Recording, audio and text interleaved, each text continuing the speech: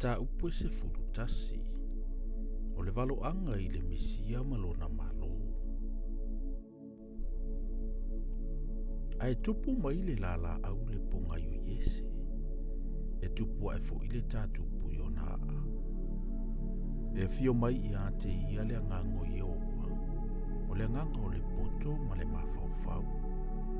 O le nganga o le fatonunga ma le malosi. O le nganga o le malamalama ma le matau ia Yehova. E fia foi o ia I le matau ia Yehova. E le whaamasino o ia e tusa ma le sisila atu o na fofonga. E lea o ai foi o ia e tusa ma le whaafofonga o na talinga. Ai whaamasino o ia ma le tonu ia e mātitiwa.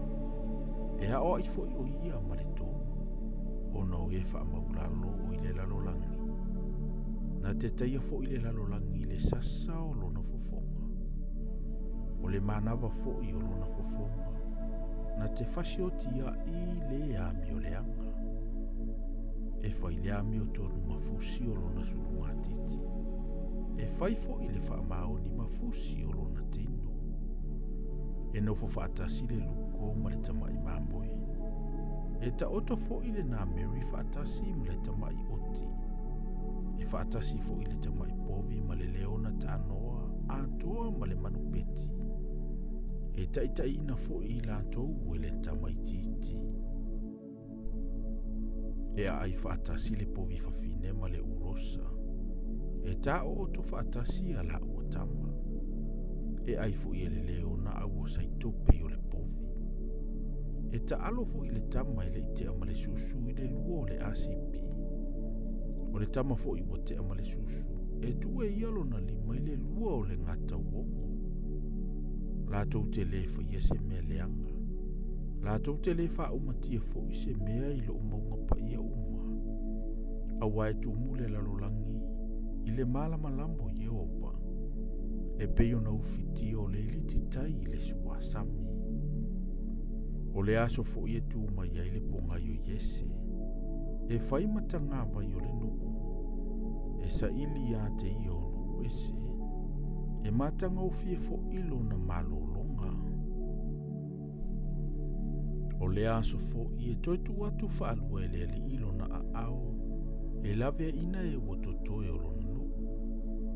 O e watotoe asuria, ma ai kupito, ma patoro, ma kusa, ma elama, ma senara, ma amato. Antoa manutu matafanga. E whaatuina fo I e iale vai monu ese. Ma whaapato ina e o tuli o Israel. Ma o whai e o whaata ape ino iuta I tu e whao le lalolangi. O na mawai atu ai lea o le matau o Efraima. E wha umatia fo I e o whaasawa I a iuta.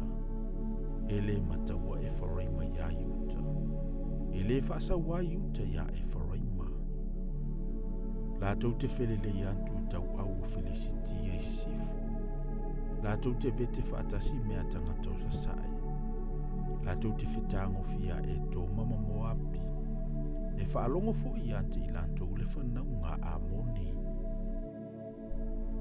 E whaumatia lava Yehova le whanga o le samio e kupito. E si fo I e ialo na au I lungo le vaitafe ilo na matangi te tele lava.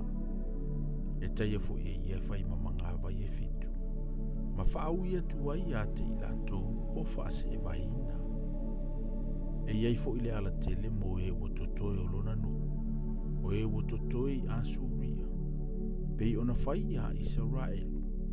I le aso na I alua e ai na I le nuu o ai kupito.